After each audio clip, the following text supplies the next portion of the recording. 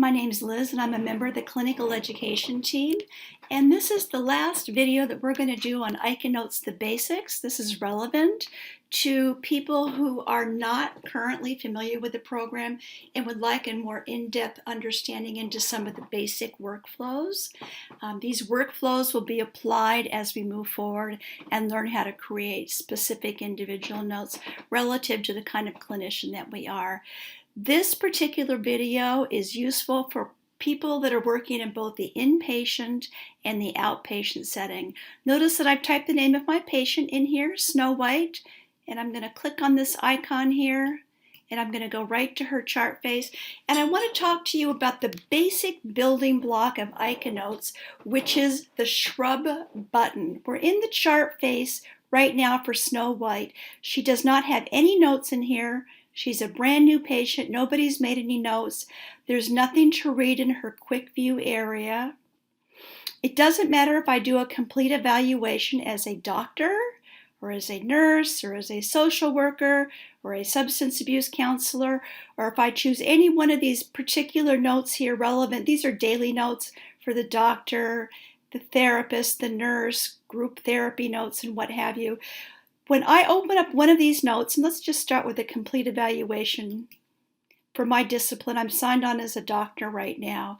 We're going to talk about how to work the Shrub area. I'm going to erase the information that's up here. The workflow on ICANotes is a left to right workflow across tabs, and it's a left to right workflow across each page of the program, moving top to bottom and top to bottom. We're going to give you a lot of choices depending on the type of clinician you are. You only work in the areas that are relevant to the type of practice you have, whether it's inpatient or outpatient, how sick your patient is, and what kind of information you observe about your patient or your patient shares with you today. We're going to start up here with just symptoms because I want to talk about the different symptoms that we have here in the program. All of the buttons in these gray areas are what we call in ICANotes hardwire buttons. They open up into individual working shrubs. And when I say shrubs, I mean like the tree of a shrub.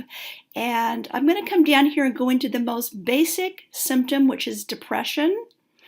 If you understand how the depression shrub works, it works the same way in the inpatient as it does in the outpatient setting. You're going to understand how 90% of ICANotes works. So let's zero in on this before we tackle a full note on our own here. I'm going to click depression. The program's going to take me inside the depression area or the depression shrub. It could have also taken me into ADHD or substance abuse or chemical dependency or psychosis or pervasive developmental disorder, whatever I had chosen, but of course I chose the depression shrub. We're going to work top to bottom, left to right to enter sentences, clinically relevant sentences into our narrative. The program has the ability for you to push in, just using your mouse and your buttons, over 30,000 clinically relevant sentences. And that doesn't count sentences that you might type in or custom buttons that you might use in the future. Let's come down here and do our top to bottom work. Information was received from, and I'm going to say it came from the patient.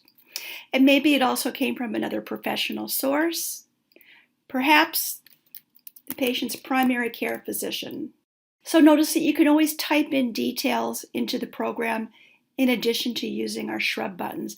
Let's come down here and talk about history. Doesn't matter if you're a doctor, nurse, or a social worker. This is the who, what, when, where, and why of the depression. Psychiatrists are probably going to be most inclined to work all the way down this list and to include everything. Nurses and social workers can make a decision how much detail they want to enter. I'm going to start at the top here and talk about whether there's a precipitant for the depression. And I'm going to say that she had described a precipitant. Maybe it was the death of an important person in her family. ICANotes says, what are the details? And I'm going to type in twin sister committed suicide. Okay, what is the speed of onset? And I'm going to say the speed of onset has been rapid, over the last couple of days. Maybe her sister committed suicide last weekend. When depression occurs, Snow says that it is episodic, it's happening daily, and it's lasting for several hours at a time. This is a very good example of working from left to right and moving down and capturing more details about her depression. Has she ever been depressed before? I'm going to say she's never been depressed. She denies a history of mania. What are her current symptoms? We're always going to give you a long list of symptoms. You're just going to click on the symptoms that the patient endorses to you in the history today. Snow says she has a lack of energy, she has anhedonia, she's having crying spells, she feels terribly guilty. I might want to detail that with a quote. I should have known my sister was so depressed. I stood her up last weekend. I feel just awful. She's also having sadness and feelings of worthlessness. Let's come down here and talk about suicidality.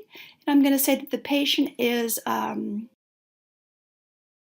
suicidal right now, just for example. For severity and complexity, this is important only if you're a prescribing clinician doing evaluation and management coding.